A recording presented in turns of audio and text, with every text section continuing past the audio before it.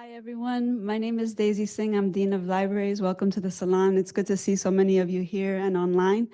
The Salon started as a way to open this room back up and give it a different identity. And the ideal for the Salon series was to have a topic that people could talk to from different perspectives.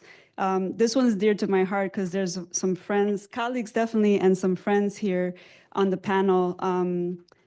And it's interesting because Dr. Henry mentioned the gender dynamics here, and I apologize for that because I hadn't even thought of that. I'm surprised that this panel came to be because it's a sensitive topic. And so I'm just really grateful that all of you were willing to be vulnerable and have this conversation. For the past few years, maybe 10 years now, I've been somewhat of an advocate for animals.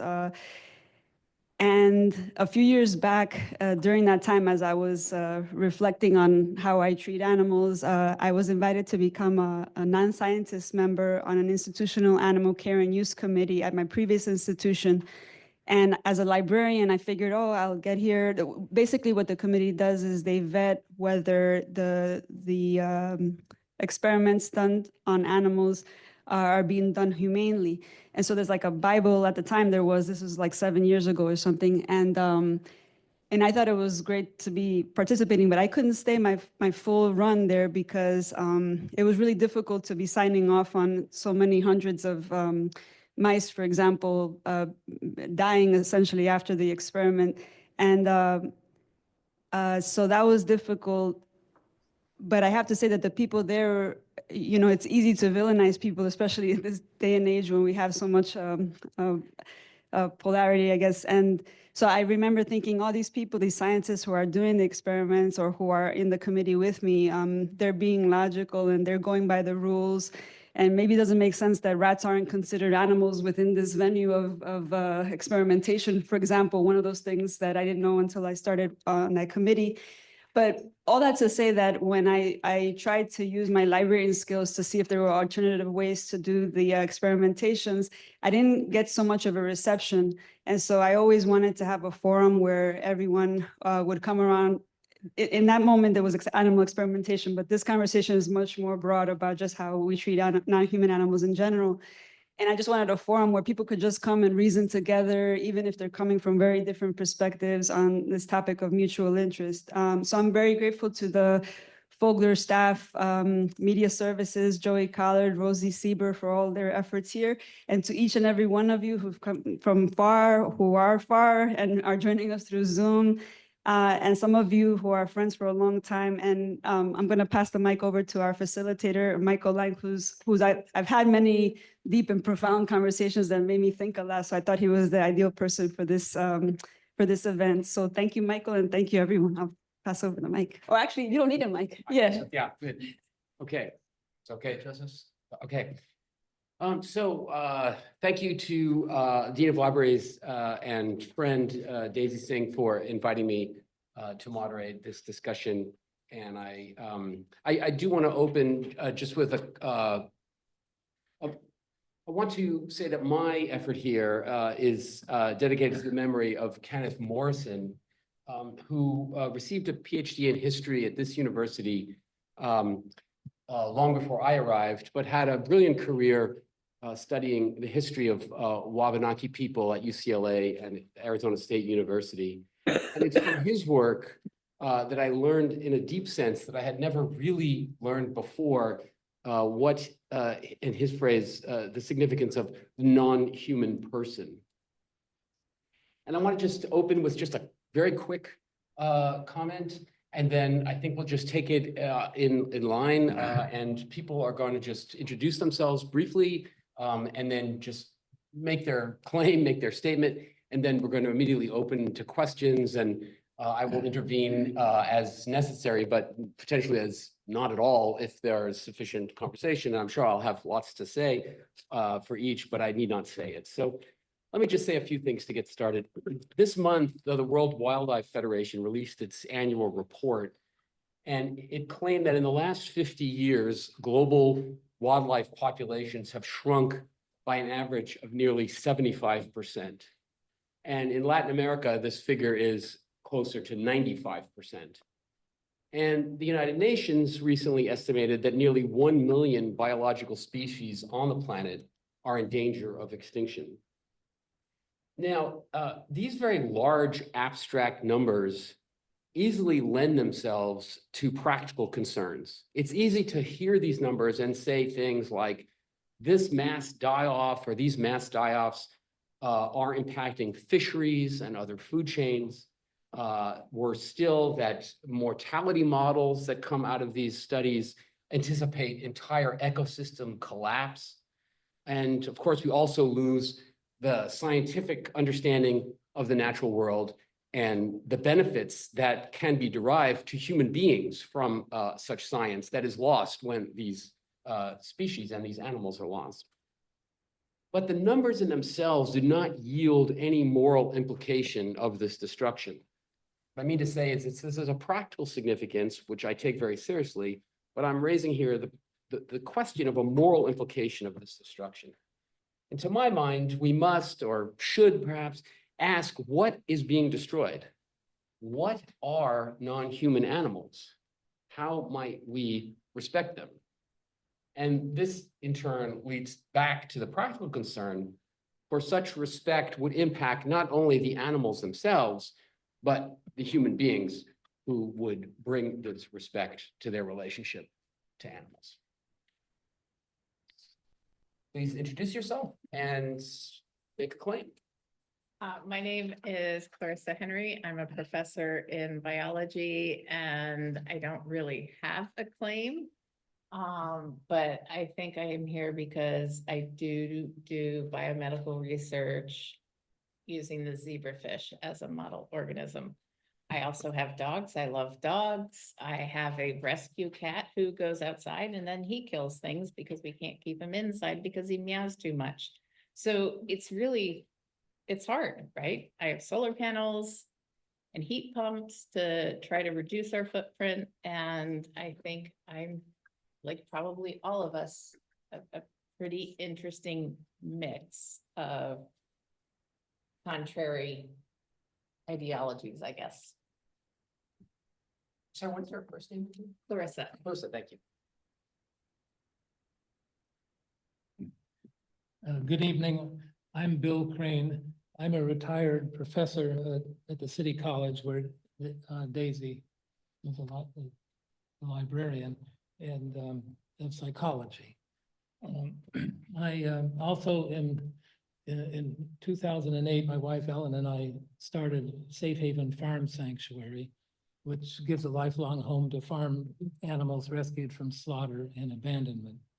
We have 170 animals that we take care of.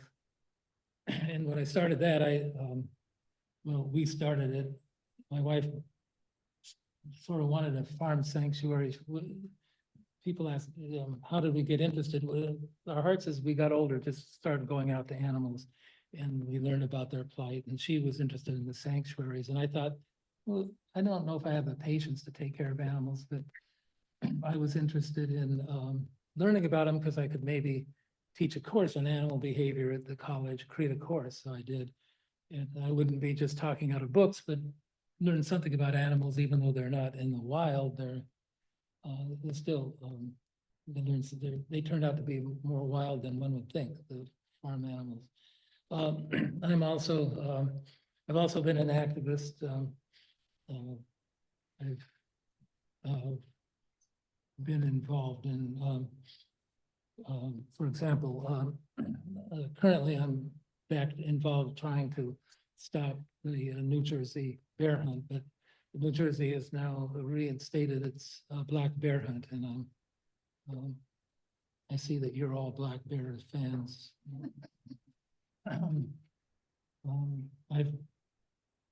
It's a hard thing because of the way the groups react to this, but I was arrested October 14th again, and I've been arrested 10 times trying to stop the bear hunt and spent time in jail. So I've been pretty deeply concerned about some of the species, all the species, but so I got involved in that one. In terms of a statement, in terms of the question, I think, what's it mean to respect animals, non-human animals? I usually think of I think I would apply the golden rule.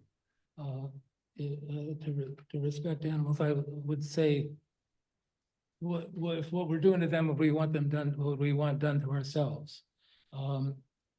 The Department of the Fish and Wildlife Society in New Jersey, which is, it's a state-supported hunt, says the population is too large, so we have to cut it in half. Would humans want that done to, we humans want that done to us? Somebody to decide our population is too large, which you could make a good case is the fact. We want somebody coming in and deciding to kill off half of us to bring it to a healthier level. Of course not. So why do we, are they inferior in some way that they don't count? Why don't we apply the same ethical standards to non-human animals that we do to ourselves? Are we so superior that we have ethics that we apply to ourselves but not others? So that's my major statement. Thank you. First off, I agree with everything he said. My name is Noah Gittell. I'm the Director of Philanthropy for the Eastern Region for the Physicians Committee for Responsible Medicine, which is a name designed to make you not think twice about what we do. We are an organization of physicians, scientists, and laypersons who promote plant-based diets and the replacement of the use of animals in research, education, and testing, which we would refer to under the umbrella as experimentation. And I was telling one of my fellow panelists that I haven't been in a position where I needed to defend my views or make a claim, as it were, for a very long time, because I've been vegan and promoting animal rights for 15 years now. And in my work, I speak almost entirely with our donors who are already 100% on board with what we do. And it's a fantastic job that has left me a little ill-equipped for tonight. But I guess what I would say is, first of all, I would tell you that the Physicians Committee for Responsible Medicine focuses on the efficacy of using animals or not using animals more than the ethics. We definitely discuss the ethics, but we feel that our role within the movement is to provide credibility to the arguments that plant-based diets can be healthy, actually healthier than the standard American diet, and that the replacements for the use of animals in experimentation are actually superior in many cases to the use of animals. And so that's the bulk of our work, and we've been very successful at it over the years. We've made great strides, and still a lot of room to go. In terms of myself personally, I had my epiphany on these issues in 2008. I had been working in politics in that election cycle on a couple of political campaigns, one presidential, one Senate campaign. And I quickly grew disillusioned with that as a means of making change. I still vote, I still volunteer, but I didn't want to devote my life, my time to it. And it's a lot of time when you work on those campaigns. I met my wife on one of those campaigns. She was a barista at a coffee shop in Iowa, and she grew up on a small family farm outside of Dubuque. And what she taught me is that simply avoiding factory farmed meat is not enough if you want to protect animals from cruelty, because the humaneness of some of those small family farms depends largely on the humanity of that individual farmer. And a lot of cruelty still occurs in those places. So she really opened my eyes, and I took to reading some books on the subject. The one that turned me, as it has turned many, was Peter Singer's Animal Liberation. And I subscribed to his ideas very deeply. And I think he was influenced very much by Jeremy Bentham, who, of course, said the question when it comes to animals is not, can they reason, nor can they talk, but can they suffer? My work in politics was all about reducing suffering among people. And it's a natural extension for me to bring that to the animal kingdom. And beyond that, what I've come to learn in my 15 years in the field is that human beings are no longer in the food chain. Our dependence no longer relies on herding animals or killing animals. Our continued existence no longer relies on that. In fact, I would argue that our continued existence is linked to the continued existence of animals at this point. And replacing them in experimentation, replacing them in the food system will ensure the survival for all. Suppose that's my claim. Thank you. We have just one online participant, is that right? Can we go to, I can't read the name, so. Mark, is it Mark? Mark? Yeah, Okay, do you want to go ahead, please? sure. Well, I agree with most everything that Bill, and I didn't catch the name of the person who just spoke from PCRM. Sorry about that. I agree with them totally. I've been doing this stuff for decades. And actually left an MD PhD program years ago because I didn't want to kill cats to learn about how their visual systems worked. I think that I've been thinking a lot about this just because I'm involved in the wolf reintroduction in Colorado and other matters. The abuse of dogs at the Wrigley Lab in Wisconsin, I just was an expert witness for that. So I don't cash these questions out as questions about animal rights. I think they're questions of decency. I mean, I can't, every individual has the right not to be slaughtered or harmed, maimed, or otherwise used. And so that's the way I cash it out. And I don't usually use the phrase animal rights because it turns people off. But when you start talking about animal protection, you can get better discussions going simply because like I said, the phrase animal rights really turns people off because they have no idea what it is.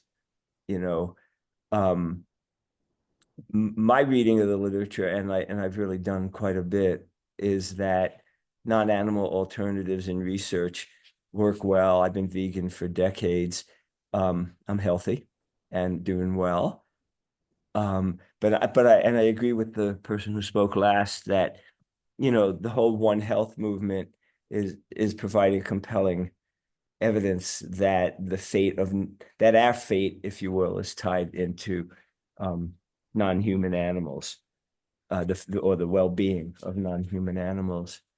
And as one thing that always gets me, and I know people sometimes blow it off, but the fact that rats and mice and birds and other animals have been redefined by the Animal Welfare Act in the United States as not being animals.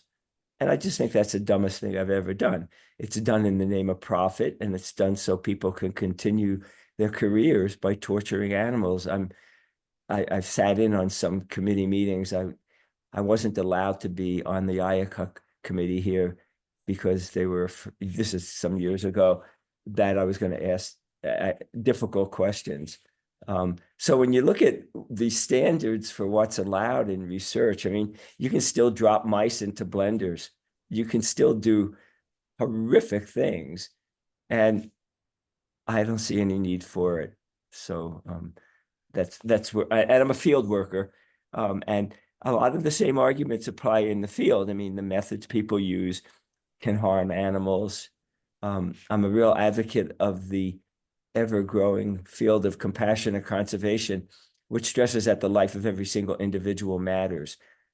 So just because there's 10 million rats, conservationists play the numbers game and often say, well, there's 10 million rats, so we can kill 1,000.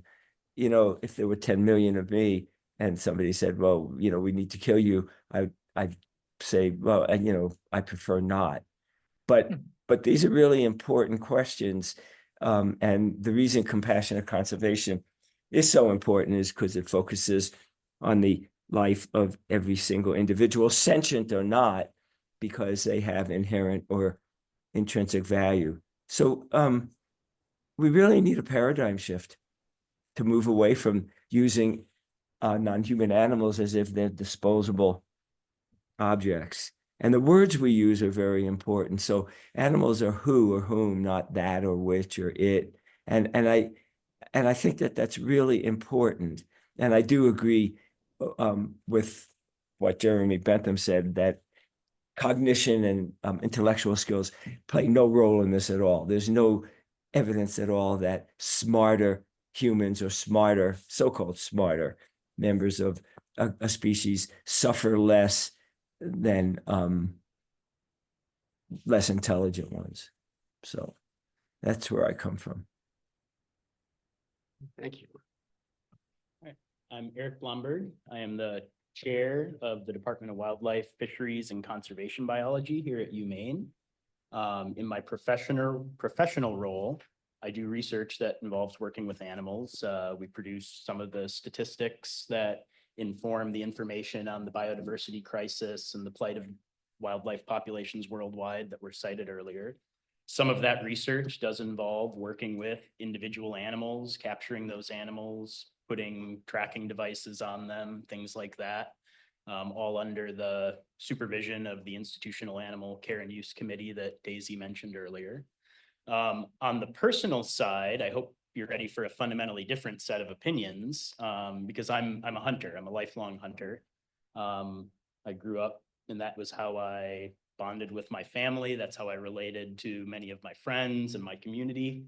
And it's, probably one of the singularly most important pieces of who I am today is that perspective of, it's a cultural perspective for me. It's something that's deeply important to me. And I don't actually find myself fundamentally disagreeing with many of the ideals that some of my other panelists express. I think it's exceptionally important to treat animals with compassion and ethically, to respect them. Part of that for me does involve going out and harvesting wild animals and eating them for food. It's one of my favorite aspects of, the year. And I think I also don't fundamentally disagree with the principle that we're not superior from animals. I do think that it sort of goes both ways, though, because a major part of the way animals interact with each other is by predator-prey dynamics that are one animal killing another. And it's not pretty in the wild. I would suggest that much of, modern hunting is probably kinder to the animal being consumed as a prey item than what happens in a real wild predator-prey interaction. But that's my perspective on it. And I'm happy to be here and bring that perspective to the discussion. I'm Don Beeth, Associate Professor in the Department of Philosophy and the coordinator of the Environmental Ethics minor on campus. I'm a fellow at the Mitchell Sustainability Center and involved with the Maine Sustainability Hub, which is a group for students who are interested in environmental activism across different issues. So if that's something that interests you, please come and find me.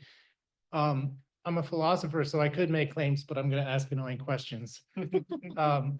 First is about that relationship to animals we have.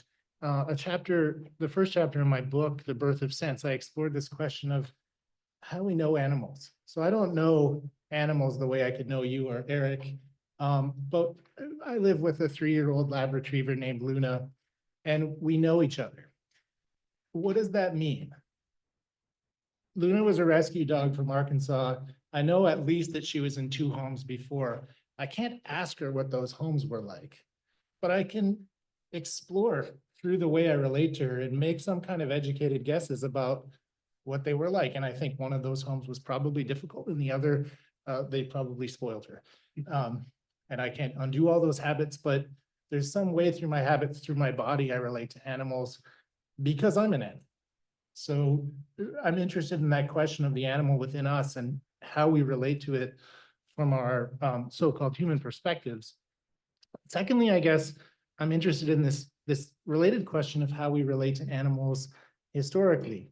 So if you're a hunter, maybe the question is not only is hunting morally permissible, but what does it mean? How does it shape your character, your culture to engage in these practices?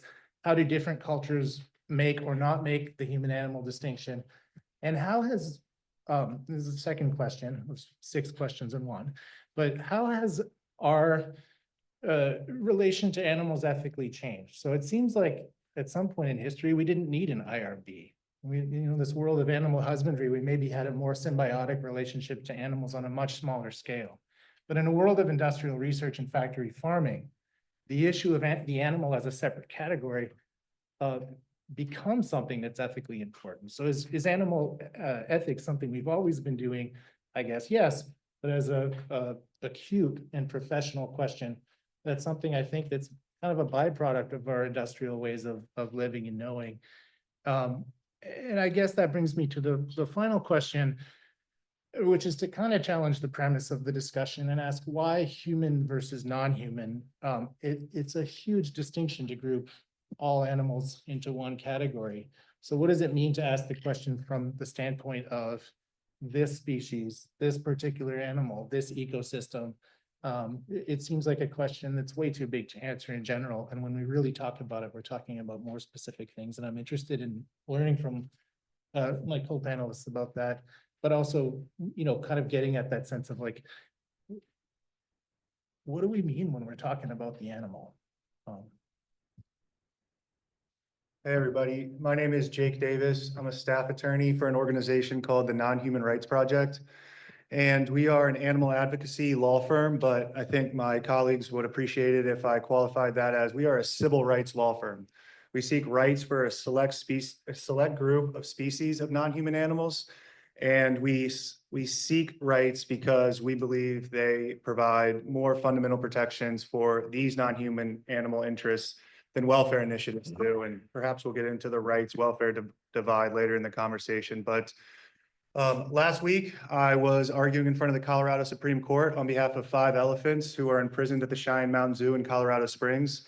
And we count elephants, chimpanzees, and orcas amongst our clients. And we have a number of cases ongoing on those species' behalfs. And what do I think we owe animals, or what are our obligations towards non-human animals? Well, I think that we should leave them alone. We should allow them to realize their autonomous natures, and we should spend our time doing other things, doing human-centric things that don't involve non-human animals. So thank you. All right, that's everyone, I think, right? And I have lots of questions from that, but I would prefer to open it to the floor or to our online guests for questions or comments. So, and for those here, we'll need to speak into a microphone, please, so that people who are not here can actually hear you. Hi, sorry, I'm Eli. I'm a undergraduate student, wildlife ecology major, hopefully. And I've heard all of you speak on various animals like mice. We brought up elephants, chimpanzees, dogs, cats. Those are all mammals. We got birds in there, but but more so, I think it's mostly mammals because we can relate to them. I was wondering if you had any opinions on invertebrates. Like, I'm sure some of us in here don't like snakes, don't like bugs and all that, but you say that we're as equal, or some of you have said that we're as equal as every other animal. When there's like 10,000 fire ants in one anthill, how do you view them as the same as you when you have really nothing in common with them? Or just in general, like invertebrates, I feel like we don't relate with at all. Do you have the same opinions that you have now on those types of animals, or just anything in that kind of category? Well, there's a hugely growing field called insect sentience, if you will.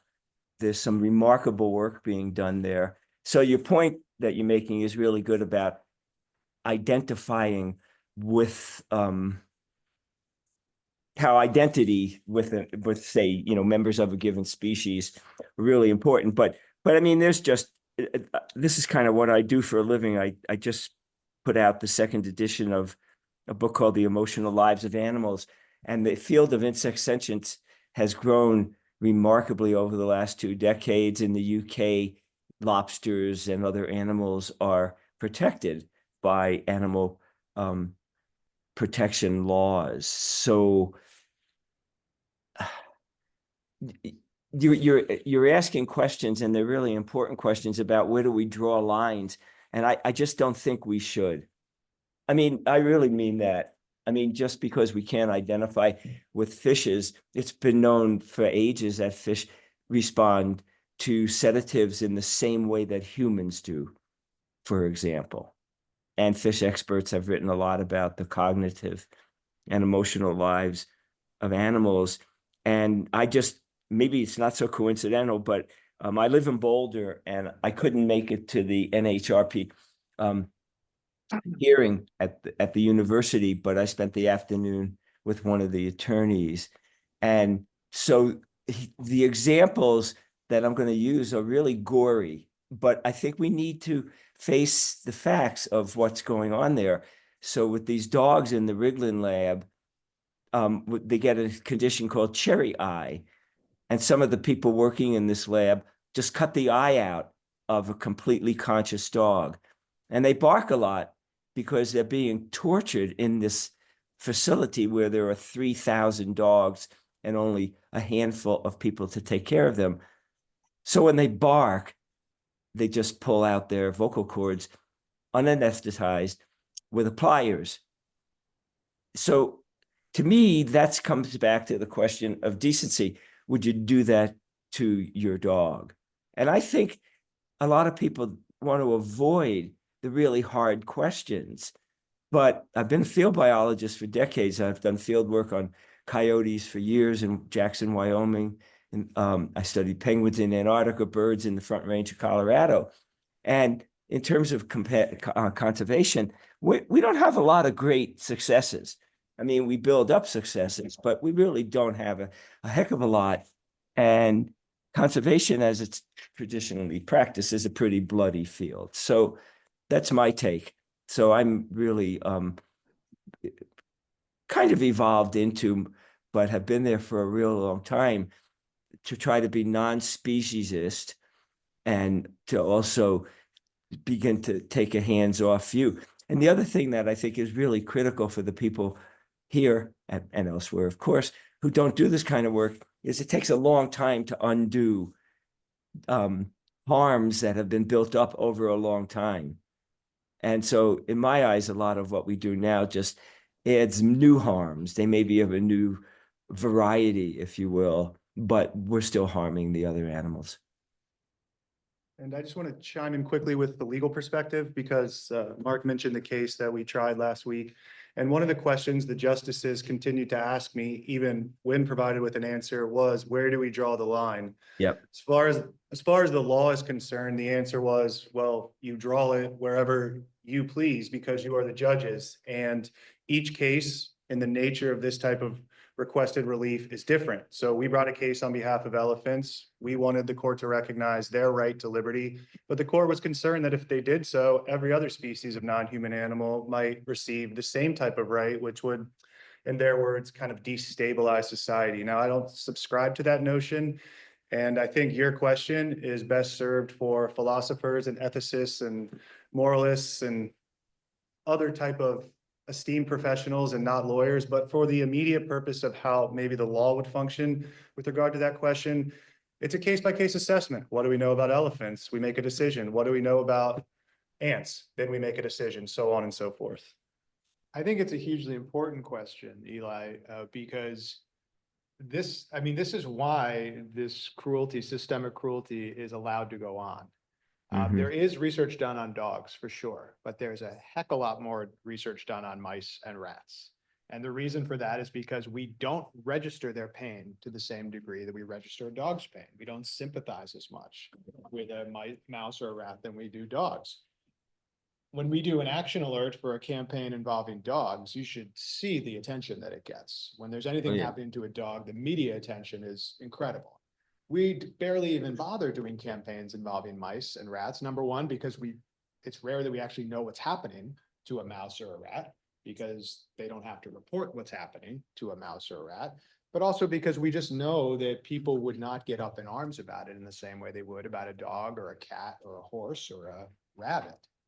And on the question of invertebrates, thank you for asking, because research on invertebrates is growing rapidly. Fish and cephalopods in particular.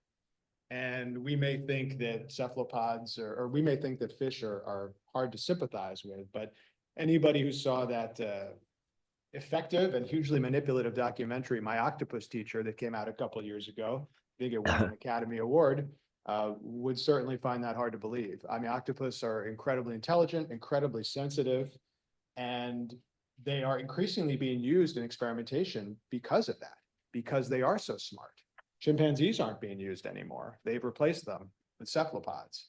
And there is legislation recently introduced by Representative Betty McCollum of Minnesota that would add cephalopods to the Animal Welfare Act. Make it so they have to be counted and they have to be accounted for. So your question is right on time. And I certainly agree with what Dr. Bekoff said, which is that part of our job as ethical human beings is to examine our assumptions and try to dig beneath them and apply fair reasoning to all situations. And this is certainly a case where I think that needs to be done. I would add that Carissa may have a different view. From what I can gather, reading, trying to read biology that I never had, I didn't take in college, so I'm constantly trying to teach myself that one of the big lessons of recent decades is the unity of life, that the researchers are amazed by the similarities across species with the genome project. That was startled a number of scientists. They didn't realize how much in common we have with other species. And I think the more we study other species, the more we realize how smart they are, how much they feel, and how similar they are to us. You know, life is all built, all living forms, as far as we know, I think, is built with the same genetic code. And God created the earth, he said, this is the code we're going to use. And we all use it. Synthesize proteins with the same amino acids. On the biological level, I think the unity of life, when we started Farm Sanctuary, I didn't know much about chickens. People still come and say the chickens are dinosaurs. They don't have, they disparage them, and sometimes they're phobic, they're scared of chickens. Turkeys are stupid. They'll go out and there's all these notions. I found that turkeys are amazingly sensitive to our human emotions. When a group of Girl Scouts visited our farm sanctuary and had a reverence ceremony, the turkeys who up to that moment in time, the young turkeys who did nothing but mill around and make noise their whole lives. That's all they did with their young lives. They joined the circle of Girl Scouts and listened to Girl Scouts making pledges. They somehow responded to the emotion of the Girl Scouts. And I could go on and on with examples of things that I've learned that I never would have expected. The native, I told this once to Joseph Sweeney, who was the governor of the Pueblo Indians in New Mexico, a Pueblo tribe, and I said, this is something amazing. He said, you know, it's amazing to you white people. We've known this all the time, that there's a unity in all things. So Mark, I think if you learn more about, the more we learn, the more we realize that we have a whole lot of preconceptions that are not true. Read about the honeybees, my God. And the ants you mentioned, what they communicate, what they're capable of. So, anyway, so I'm thinking that one way to appeal to people is that what Darwin initially said, that we're all related, and we all come from the same source. And I think one way to appeal is we're all related. And if we're going to eat we're going to eat animals, we're eating our relatives. Before we take, oh, yes, go ahead. Just a quick couple of points. Mark, I think had said something, Eli, about, there are a couple questions. One is like the moral status of other species, and the other is how we make the moral distinction as a reflection of our character. And I think these research questions are really big and also affect human beings too. So human beings, according to the race and gender, often have disproportionate reporting of their own suffering in research experiments. Pharmaceutical companies test their drugs not just on other species, but of human beings in the developing world. And so how we treat other species is a reflection of how we treat each other too. So the issues of speciesism are not so separate maybe than the issues of racism, sexism, classism, and so on. And then the second quick point is that to broaden the discussion to another species a little bit, you might look at David Foster Wallace's little piece, Consider the Lobster. It's one of my favorite essays. He wrote it for this culinary magazine. And it goes through this question of physiologically, can lobsters suffer? Can we experience lobster suffering? And what does it mean to have a commercialized lobster festival where we identify as the lobster state? So it's really this like eclectic, funny essay, but that might give you like a multi-pronged answer to your question, and it's a really fun read. There's another question on the floor, but is there a question online as well? Yeah, I've got a couple. Okay, There's- so but I just want to give a chance, if they would like to take it, to Eric or Clarissa, who both said that they engage in animal killing in their work and life. And, you know, a lot has been said, and I could speak to what has been said and tons of questions I have, but I just want to give the chance to either of you, if you'd like to take it, to respond to some of these points. I have something to say, Clarissa, unless you would like to take the floor. I think that all of these are really good and difficult questions. I think it's really hard to live a life where you do everything according to your values. I would respectfully disagree that there are absolutely some situations where organoids or cell-based models can be really effective. But how many people here know somebody who's had cancer? How many people here know somebody who's died of cancer? So one of the problems with cancer is that no matter how we try to stop your cells from moving around and forming new tumors, we block one way in which they migrate, they find another way. They are so unbelievably adaptable and able to migrate to other places using modes that we just didn't even know they could use. And that's not something that you see in a cell-based model. You see it when those cells are having interactions with all of the organs in the physiological context of an intact animal. And it's actually something that I would argue mice are not a very good model for, because most of the therapeutics that have been tested in mice for cancer, and there are various reasons for this, are less efficient actually than the ones that have been tested in zebrafish, which tend to be more efficient. So every model has a purpose, is kind of what I would say. But if if you've ever gone to a doctor and had any kind of medicine, chances are that's because animals were used at some point. So it's really hard to kind of balance, I think, all of these various things. And I am going to go down on the record as saying that hermit crabs have personalities, because we had hermit crabs and we had the gregarious one, we had a shy one, and then we went to the pet store because my son wanted another one. And I ended up taking it back to the pet store and said, I don't need my money back, but can you please take this hermit crab back, because it's mean and beating up our other hermit crabs. So I do not disagree with any of the comments about invertebrates having a rich social dynamic and personalities.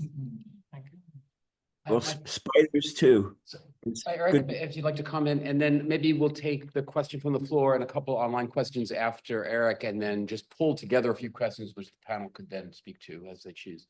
Yeah, I mean, I was gonna say, I don't disagree with the premise that we draw a line between the vertebrates and invertebrates that I think is unfair to the invertebrates. I would say, for me personally, I think an insect still deserves respectful treatment.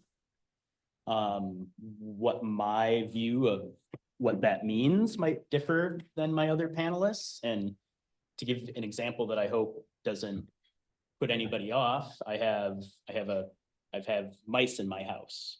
And I am currently working on removing those mice, and I'm using a snap trap to do that. And so I'm killing them. And for me, that is a better, more ethical solution than an alternative, which might be live trapping them, letting them go outside to freeze, to be eaten by a barred owl that also lives in my neighborhood. So for me, that is the solution. They can't live in my house. They can't destroy my wiring. They can't, consume my food. To your question about the ant hive, when you were talking about fire ants, so we're talking about a non-native, highly invasive, detrimental organism. If I had a fire ant hive in my backyard, I would probably use the same principle. I'd try to figure out the way that I could remove them sort of as quickly and painlessly as possible, but they would still get removed. And I just want to agree with Eric, just so some of us are agreeing with people of different viewpoints up here. And it's clear, listening to you, that your views come from a very deep and profound respect for nature that I probably don't have. I mean, I've never been hunting. If you send me out into the woods, I'll get lost in the first 10 minutes and have to call for help. So I respect where you're coming from very much. And I agree also with Clarissa that it is very difficult to live a life that is not in some way infringing on the rights of animals as a human being. I think we all draw our lines in different places, but we all have lines where we choose convenience over protecting animals. I mean, I trap flies in the house. I live in the 3rd floor renovated attic of a house, and all the flies end up there for some reason. It's like, and they can't get out. So it's like a hospice for flies, and they just die. But every time I find one flying around, I trap it and try to get it out.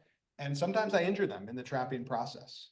And there's no way I take as much care with that fly as I would if there were, a rabbit loose in my house or a dog loose in my house. I just don't, and I can't help it. And I feel bad when I injure a fly and probably sentence it to death, but it doesn't ruin my day, and despite the fact that I have this deep philosophical, ethical perspective on animals, in the end, we all do sometimes choose convenience. And I just think that the difference in many ways between the people on this panel is where we draw that line. Okay, thank you. So there was a question on the floor, and then if we could go to the questions online, if we could pool those questions, please, and then see what happens. It would be.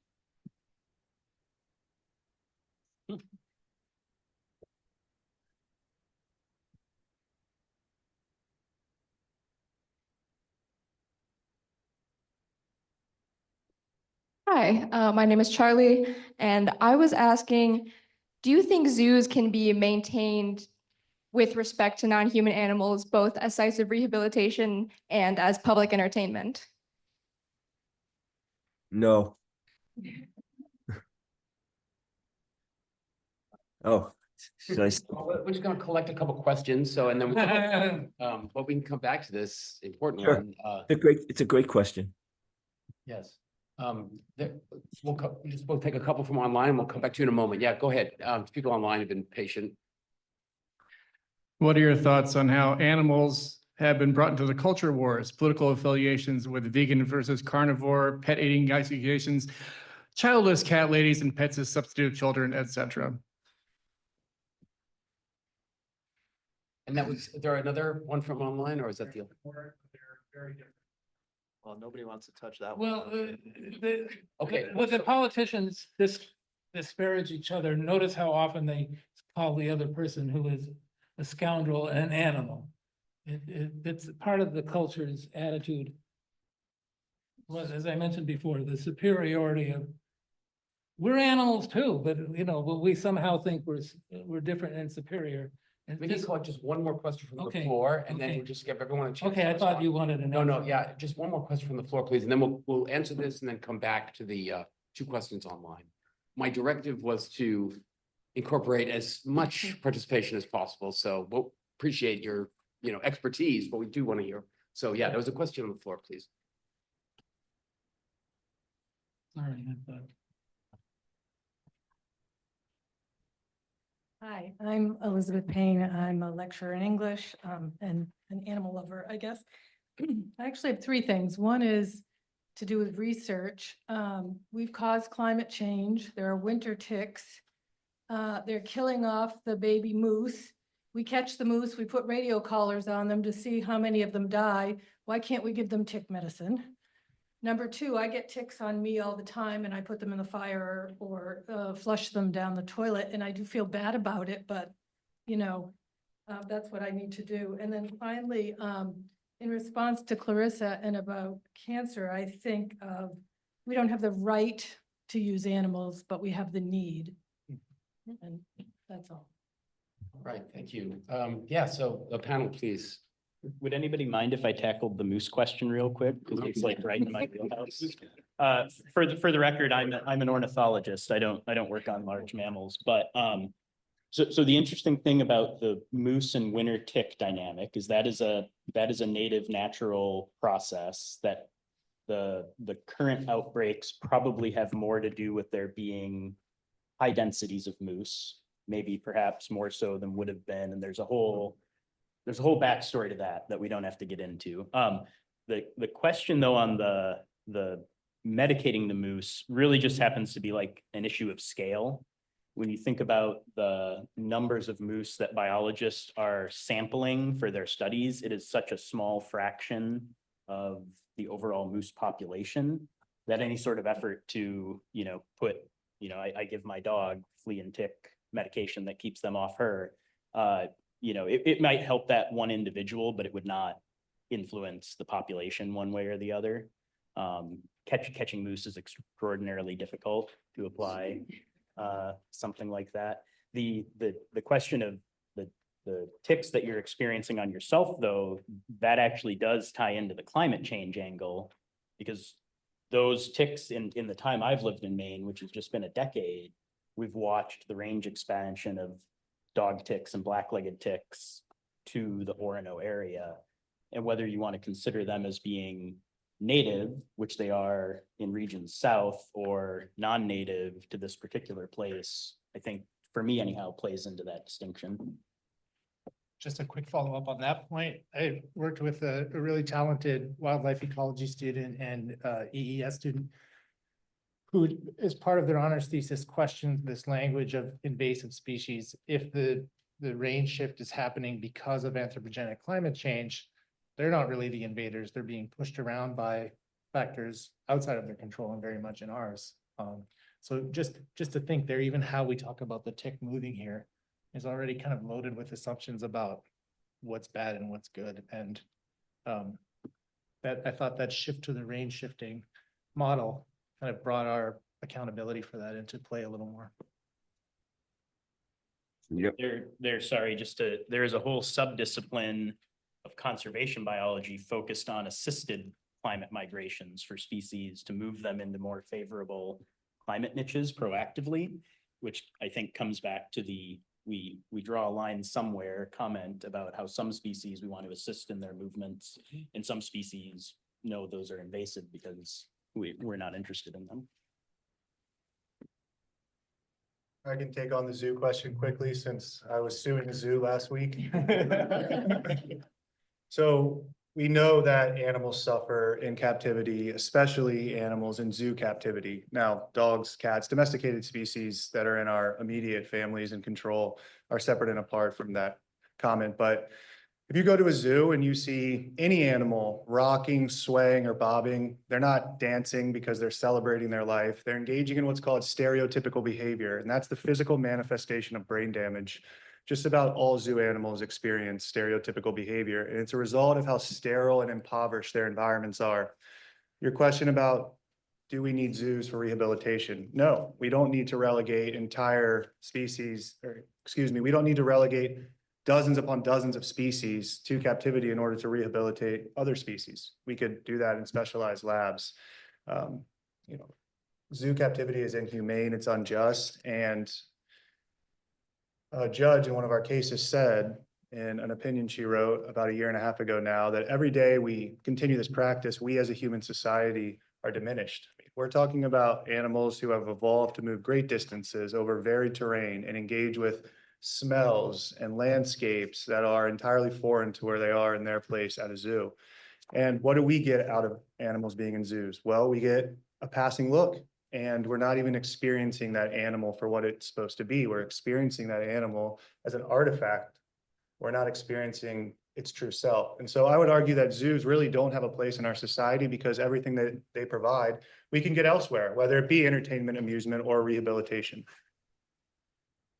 Could you just say again what you said? We don't experience, I'm sorry, because Clarissa would like to speak now, and I'd like to turn it over to her, but I just missed that last point where you said the spectator or the viewer's experience is not this, but this. And if you could just say that again, please. I missed. Sure. I was just saying that when you go to a zoo and you see an animal, you're really seeing an artifact of that animal. You're not seeing an animal that engages in what nature intended it to be.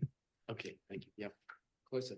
So I just had a thought, and Eric, you might know more about this than I do, so I am not insanely educated on this, but there has been data recently talking about where you draw the line that plants can feel pain, they have a pain response, and they send out alarms to let people, plants a little bit further away know that predators are coming, et cetera, et cetera. So at some point, I just thought I'd throw that in, plants are people too. Well, this gets to something Mark said, because if I understood him correctly, he mentioned intrinsic value. Sorry, can I just respond to the plants are people too thing?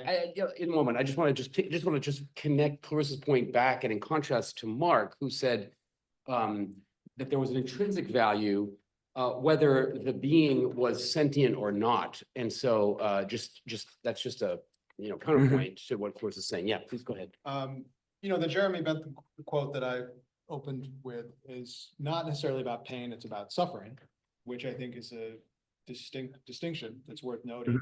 There is increasing research showing that plants respond to stimuli in ways that seem to mimic our response to pain. And for sure, if we were to discover and verify that plants feel what we would call pain, it would change the way we felt about eating.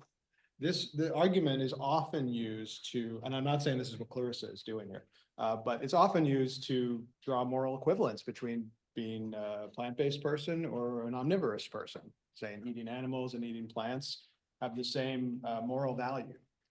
And I guess my response to that would be, we're not there yet, number one. And number two, even if that were the case, eating a plant-based diet would still be the ethical thing to do. If reducing suffering is the goal, more plants are used and killed in meat production than would be used and killed if we were to use that same acreage of land to simply eat the plants. Eating meat is raising animals for food is hugely inefficient. It uses more water than we would need if we use that same acreage for plants, and it actually uses more plants than we would. So if the goal is to reduce suffering, and plants and animals both feel pain equally, we still would rather eat the plants, because that would mean less suffering. Does that make sense? Did I explain that clearly? Can I add something to it? Sure. I agree with that. Statistically, plants, we would save more plants quantitatively if people went on a plant-based diet. Despite, I'm not sure anybody, I know I don't think, I keep raising the moral issues. I'm not sure that you can answer every single issue. And I have to acknowledge that you can't lead an ideal life. In case of ticks, I mean, it's like self-defense. ticks can kill us, any of us, you know, we can die from the ticks. I mean, just, but I understand, I feel bad too. But with eating plants, I still feel sort of bad. We should be protecting the plants. We're discussing animals. That's all related to cutting down the forests for the animal, for the pastures, where it's all, we're cutting, you probably know where they're cutting down trees all around here. I would be surprised if there was a lot of trees getting cut down in this town that could live and support a lot of wildlife. I would be surprised if that's not happening. It's happening everywhere I've been.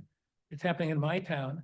You try to talk about the value of trees and talk about trees as persons, they think you're crazy. But so I don't think there's a perfect solution. Well, we can do the least harm and we can lead the most moral life possible. And in answer to Eric, the natural world does have predation, and it's hard, it's a difficult one to think about, but we have choice. We can kill these animals or not. And to put it in perspective, all this argument about the details is fine, but there's a horror going on. Billions of animals are getting killed right now while we engage in intellectual discussion. So I don't know. I'd like to, we need to go to the comments online. There are two questions, and I also wanted to give Mark a chance if he wants to say anything, because he hasn't spoken in quite some time, so. Oh, I'm just making notes here that are illegible because I have the worst handwriting in the world. But I think that I think these discussions are really great. And I think what Bill just said, I think it was Bill. I think as individuals, we just need to pick the area in which we want to work and do all we can in that area. Because, yeah, I mean, I know a lot of friends who think the Non-Human Rights Project and personhood is just silly, but they have no idea what the project is really all about. And so they listen to me because I'm not militaristic about my views at all, and I explain it. But you start lumping in plants as persons, you're going to lose people in the discussion. I couldn't agree more that it's a very, very important topic. It's just like with the insect and the cephalopod and, you know, just all the work done on invertebrates. The reason it's been so successful is because a lot of people are working really hard in it, and they're not making comparisons like lobsters suffer and feel pain like dogs. We don't know if they do. We don't even know what, you know, other animals really feel, but there can be no doubt, given their neuroanatomy, their neurochemistry, that they feel pain. But I do think that we need to focus on what we're interested in and just hope there's enough good-minded people to do the work in the areas in which they're interested. But the first guiding principle of compassionate conservation is first do no harm. And of course, that often in the real world, whatever that is, translates into first do least harm. But for me as an individual, I know I'm not alone, of course. It's try not to harm other animals, don't kill other animals, and work back from there. And I do think that if you set an absolute goal of that, both in research and conservation biology is research, of course, lab research, I think we could come up with solutions that are progressively less invasive and less harmful. No, we'll come back and then Dawn, but let's just take these couple questions. Then we'll start with Noah, but let's just hear these two questions and maybe more that have come in from the online audience. It needs a minute. Okay. So Noah and Dawn. This, you know, given what Mark just said, this might sound silly to focus on, but I actually kind of want to think out loud about the tick question, because I save ticks. I take them outside.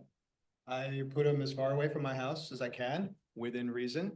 And I once got kicked out of someone's house when I told them that, because they had had a family member who was sick with Lyme disease, and they were like really offended that I did that. Mhm. And, you know, Bill, you said, you know, we have to do it, because they could kill us. You know, wolves could kill us, right? If you live in certain places, hippopotamus could kill you, a crocodile could kill you. But we don't stamp them out. We do stamp out ticks, and I don't have the answer beyond convenience, but I'm really curious why we're so willing to draw that distinction and say, yep, flush the ticks down the toilet. But when it comes to other animals that could also pose a threat to us, we don't. I don't like to do it either. Right, but- Don, and then we'll take the questions from online. Yeah. I do want to jump to one of the online questions. I'll take a swing at the culture war thing, and like Noah's point here gets us to see that these animal questions create human conflicts. And so the culture war, I think, is largely a human conflict. And so indirectly, the treatment of animals comes into that, but I'm not sure what that's really about. I mean, I think of a demagogue, who's that guy on YouTube, who tells you to eat steak only and clean your room. Jordan Peterson.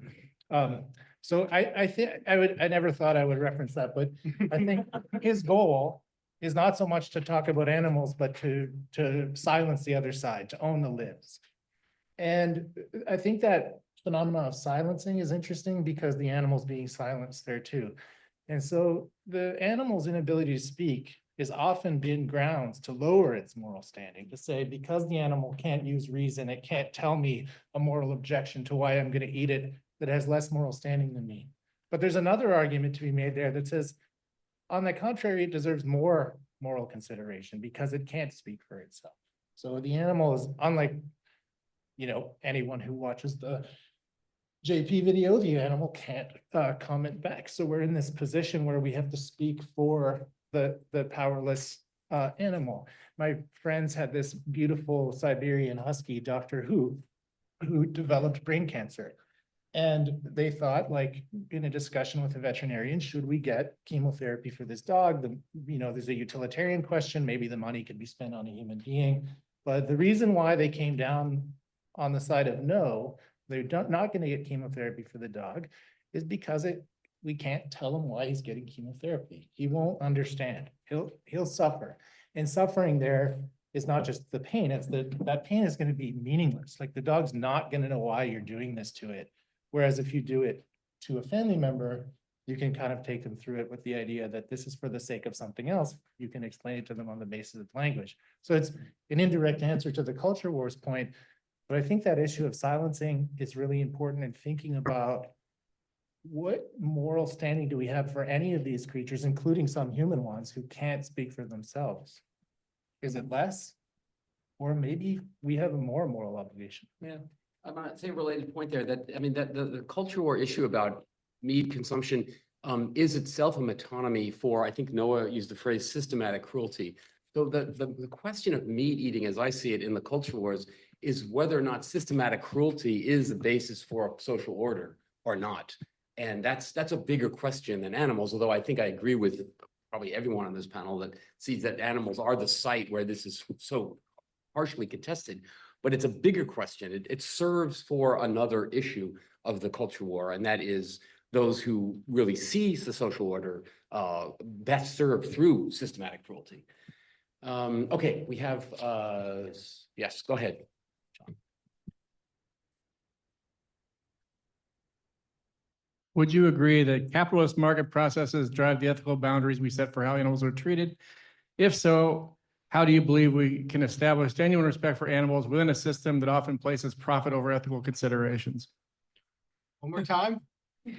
I'll summarize. So the question is, within the context of capitalism, how can we speak of these moral or ethical questions when capitalism, from the point of view of this question, is itself a kind of unethical and system of destruction? Is there another question that you'd like? Yeah, go ahead. Take another one.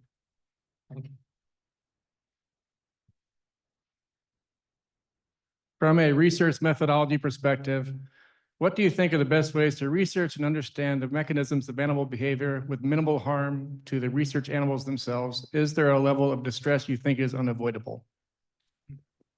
Okay, so I just will open this up again to our panel. But just remind everyone that we have 15 minutes of scheduled time, and then I think we have time afterwards, right, for casual discussion and eating. Just keep the clock in mind, please, as you respond to this or raise new points that you'd like to. I've got a really brief response. There's a whole new literature developing about ethical field methods, and the motivation is both at the level of causing pain and suffering to the animals who a person is studying, but how the data that are collected from stressed animals really taint the data or the reliability of the data. And a lot of people are looking at that now. And so part of the motivation is, just don't go out and harm other animals to collect data. But the other is the reliability of the data. And there are some really excellent studies that show that animals who are trapped in a certain way change their behavior. So if you're studying territoriality, you're getting false data.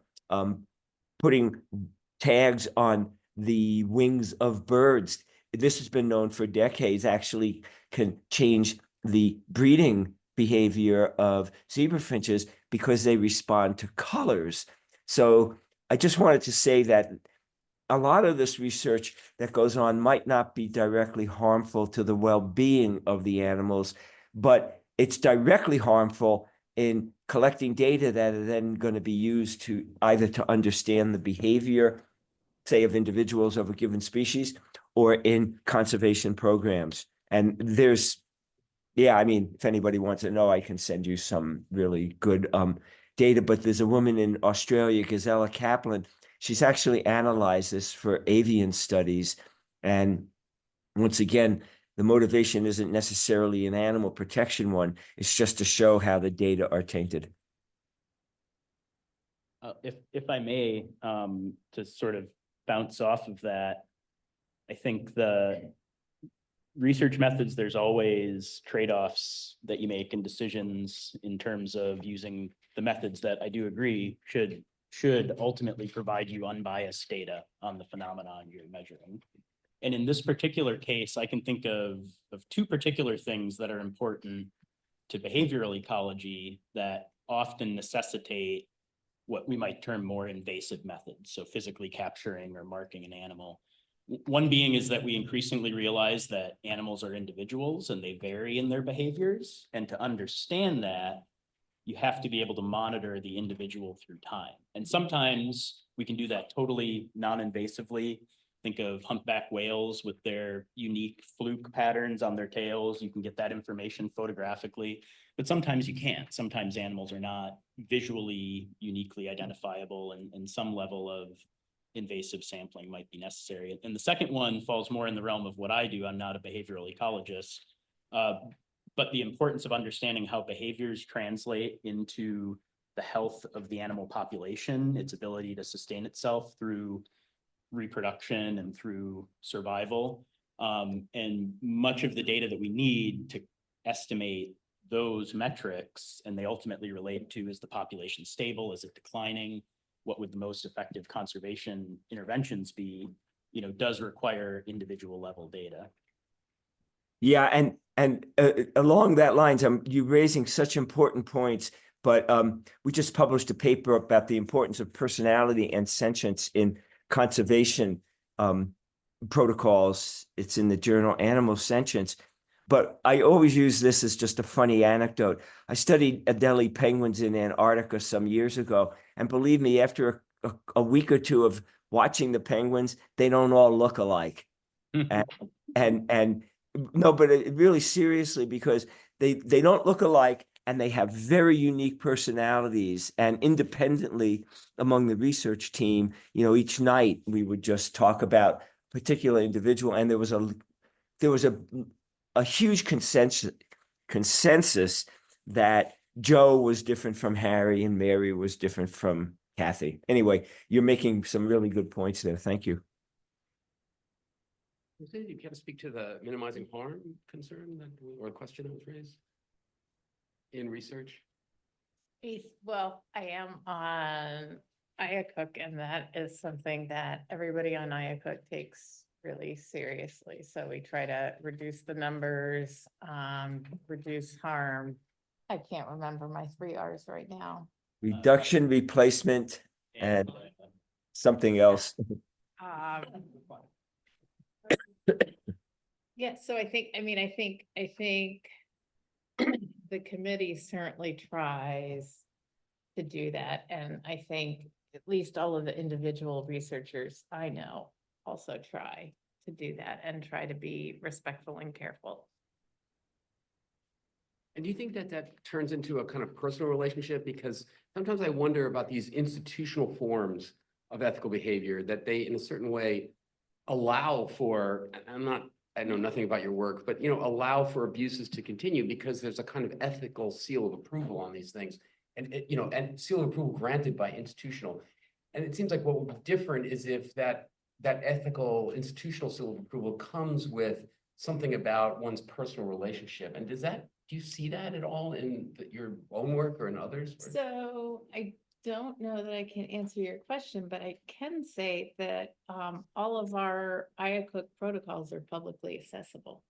So they are kind of beholden, right? And we are on Iacook beholden to anybody being able to read. Yes. Yeah, I don't know.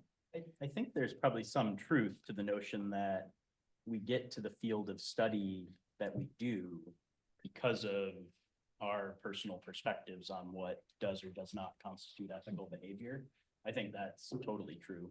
I mean, that's why I don't work on mice. But then I drew a line. I'm like, okay, these little teeny fish that don't have any nociceptors or pain receptors yet are okay. You Can I know? say something on capitalism question? Yes, please do. That's a hard question. Definitely, this is the big question I had. Definitely, at our farm sanctuary, we get calls all the time for ducklings and chicks that have been purchased, and then the people determine that they can no longer take care of them because they didn't realize they'd grow big or they're too much of a nuisance and so on. And so can we please take them? All the sanctuaries have filled up. So we tried to get, do you have Tractor Supply? We tried to have a movement to get Tractor Supply to, get people to realize that you can't, be responsible. And when you buy them, don't just buy them because they're cute, and get Tractor Supply to quit displaying them on the floor and advertising them because they're getting dumped and we don't know what to do with them. It's for them, it's a crisis. As long as Tractor Supply is getting profits, we're just gonna keep putting pressure on. So I'm probably saying this to you and tell your friends, don't buy the cute little ducklings. The capitalism is a force. On the other hand, a lot of my Marxist friends think I'm kind of foolish by, for caring about animals, non-human animals, when the human concerns are so important. How can you be worried about the deer or the bears, Bill, when there's flooding down, in Florida and people are, what are your priorities? Do you think they're, in other words, their attitudes in a lot of socialist countries have had, I hate to say it, but socialist countries have had factories and abuse too. So there's an attitudes that need to be, we need to work on. A puzzle that I have is, in terms of this economic thing, is why we hear so much about the carbon footprint and reducing the carbon when the factory farms are producing an extremely significant amount of contribution to global warming. The contribution is enormous. And we hear almost nothing about it. We hear almost no politicians raising the issue. Most people don't know anything about it. Well, it came up right in the Green New Deal. And right? now you And- see what happened to yeah, that. Exactly. Yeah, it became a punchline. And that was AOC the end of became, it. yeah, I love cows, they said. There must be some economic. Anybody got an opinion? Because I need to solve this. Well, you know, Cindy, John was just wanted yeah. to respond to this and then Noah will, I think I can weigh in and maybe double back to the research thing too, and I'll try to be quick. The story of Marxism is a story about how the weak have their values stolen from the strong. Marx is talking about laborers. We might ask that question about non-human species and ask, don't we owe them something back? Like the issue for Marx is the worker doesn't get paid. But do animals benefit from the research we do on them, from the uses we make of them?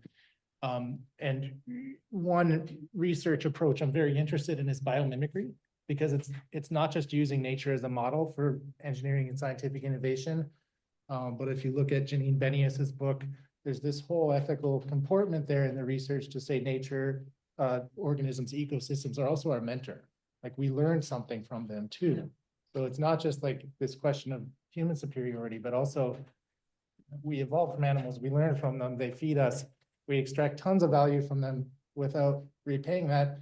And, you know, as an arts professor, I can talk about what that's like, or maybe as a student, you're in even a better position. But that's the Marx concern. So maybe to flip that question around is like, what do we owe animals back that we take from them? Mm-hmm. Yep. I actually don't remember. okay.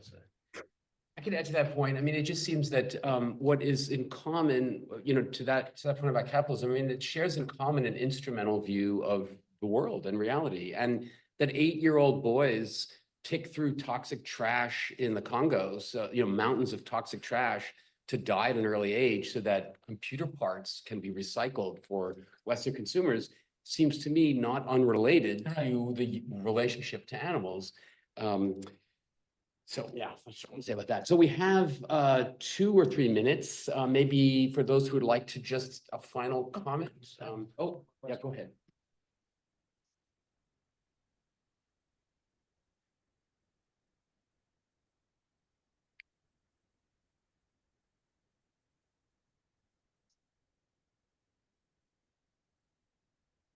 Hi, everyone. My name is Aruba, and I'm a master's student in the wildlife ecology department. So my question is more like a comment. And I wanted to say that doesn't it all come down to, are we ready to trade off our comfort and luxury and buy, like, for example, like buying a neatly packaged pack of meat or a vegetable in the market, and instead of growing our own crop at home. So are we ready to trade off that with the concern for our health and lives of animals? So yeah, that's it. Thank you. Okay, thank you. So we just have a couple minutes. So really, I'd just like to maybe go in reverse order. And if you care to speak with just a short, brief summation of anything you might want to say at this point, let's just come back to Clarissa, conclude with this.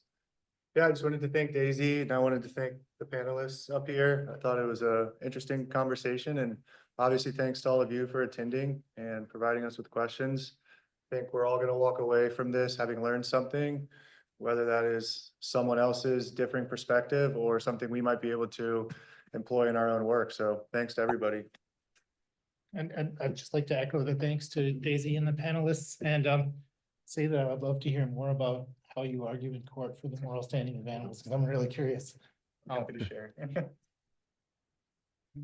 Oh, yeah, this is wonderful. I love bringing people together who study or work in different fields and have these sorts of interests. On the capitalism point of view, in Colorado about 5 years ago, an act called the Humane Pet Act failed basically to get rid of puppy mills because of the economic troubles it would bring to these pet stores that are really, really disastrous. And the other thing I'll bring in that I think is really important, I mean, like I said at the beginning, I've been vegan for a really long time. I actually have discovered that bringing veganism into arguments about what we're talking about, the use of animals, is really good, but it's a turnoff for a whole lot of people.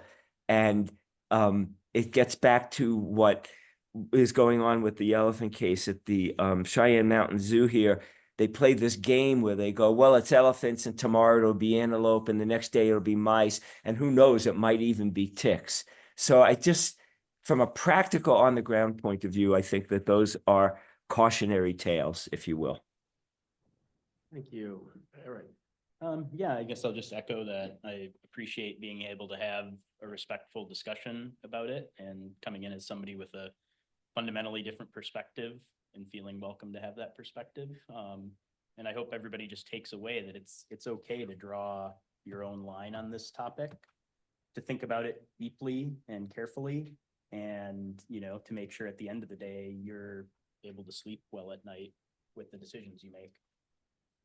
Yep. Yeah, kudos to Eric and Clarissa for being here in particular. Yeah, I don't have much to add, except this was a great discussion. I wish we were able to do this on lots of difficult topics. I definitely learned some stuff tonight. I hope everyone else did as well. And trying to balance this, the question of like individual compassion and the ripple effects of that, both within us and within each other, versus these big systemic issues is really hard. But I wouldn't want to leave here tonight without saying that 1 million animals are killed for food every hour in this country. Yep. And we can talk about ticks, and I brought up ticks and I lingered on ticks, but that's an injustice that is hard to wrap one's mind around. But I think it's our duty as ethical creatures to try to wrap our minds around it and act accordingly. So I hope everyone does.